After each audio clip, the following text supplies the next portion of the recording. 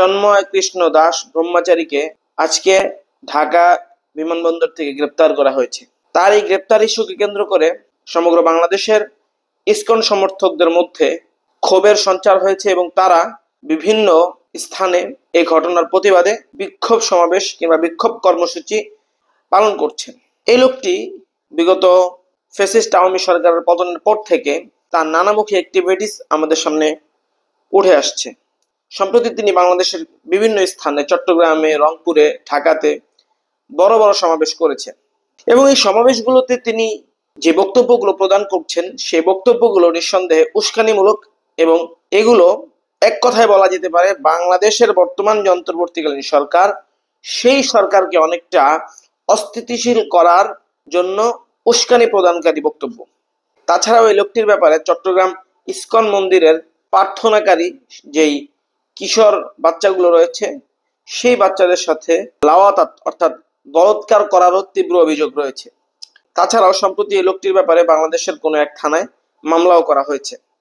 এখন কথা হচ্ছে চন্ময় কৃষ্ণ দাস ব্রহ্মচারীর এই গ্রেপ্তার ইস্যুটি কি বাংলাদেশের মধ্যে যে অস্থিতিশীল পরিস্থিতি বর্তমানে বিরাজমান সেই পরিস্থিতিকে কি আরো বাড়িয়ে তুলবে, কিংবা এই ঘটনার দ্বারা ভারতের যেই হিন্দুত্ববাদী ন্যারেটিভ সেই ন্যারেটিভের মধ্যে আঘাত লাগলো, যার ফলশ্রুতিতে ভারত আরো ক্ষুব্ধ হয়ে নানামুখী ষড়যন্ত্রে লিপ্ত হবে?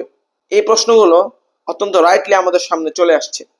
এটা তো বলা বাহুল্য যে বর্তমান বাংলাদেশের যে পরিস্থিতি, নানান মহল নানানভাবে তাদের বিভিন্ন দাবি দাবা নিয়ে রাজপথে নামছেন এবং বিক্ষোভ কর্মসূচির মাধ্যমে তাদের দাবি দাবাগুলো আদায় করে নেওয়ার চেষ্টা করছেন। আজকেও বাংলাদেশে কারওয়ান বাজারে প্রথম আলোর সামনে জিয়াফত কর্মসূচি পালন করেছে প্রথম আলো বিরোধীরা। কিছুদিন পূর্বে অটোরিকশা চালকদের বিক্ষোভ হয়েছে। এই পরিস্থিতিগুলো যে নিঃসন্দেহে বর্তমান সরকারকে ব্যর্থ করা এবং বাংলাদেশকে ক্রমশ অস্থিতিশীল করে তুলে একটি জরুরি অবস্থার দিকে নিয়ে যাওয়ার অপকৌশল, সেটি বোঝার জন্য আইনস্টাইন হওয়ার কোনো প্রয়োজন নেই।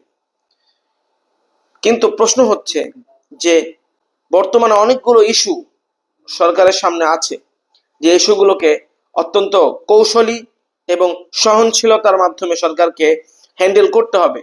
এখন এই ইস্যুগুলোর চলমান অবস্থায় আবার নতুন করে এই চন্ময় কৃষ্ণ দাস ব্রহ্মচারীর গ্রেপ্তারটি যুক্তিসঙ্গতা নিয়ে অনেকটা প্রশ্ন থেকেই যাচ্ছে। তবে আমি ব্যক্তিগতভাবে মনে করি যে সরকার এই চন্ময় কৃষ্ণ দাস ব্রহ্মচারীকে গ্রেপ্তারের ব্যাপারটি অত্যন্ত ভেবেচিন্তে এবং অঙ্ক কষেই এই পথে হেঁটেছেন।